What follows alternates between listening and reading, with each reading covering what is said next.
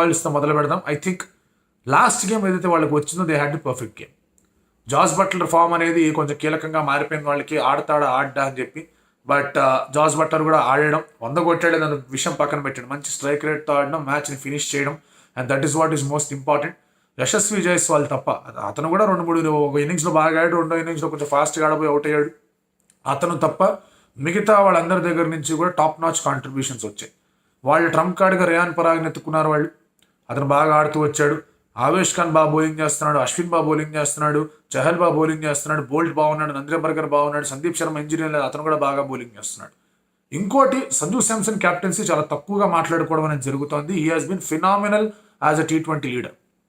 5 బౌలర్లతో మీకు ఎటువంటి సైడ్ అన్నా కూడా కట్టడి చేయగలను అనే నమ్మకం అతని కెప్టెన్సీ వల్ల వస్తుంది. అఫ్ కోర్స్ ఎస్, బౌలర్స్ చాలా బాగా వేస్తున్నారు, అతని జాబ్ కొంచెం ఈజీ అవుతుంది, కాదనట్లేదు. బట్ స్టిల్ ఫీల్డ్ సెట్టింగ్స్ కానివ్వండి, ఆలోచన విధానంగా కానివ్వండి, బౌలర్ రొటేషన్ కానివ్వండి, అండ్ టీమ్స్ సెలెక్షన్ కానివ్వండి, he has been top notch.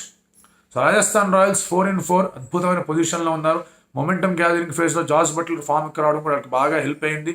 ఇక్కడ నుంచి వాళ్ళ ఫామ్ డిప్ కాకుండా చూసుకోవాలి. And I don't think they'll dip. మంచి ఊపు మీద ఉన్నారు.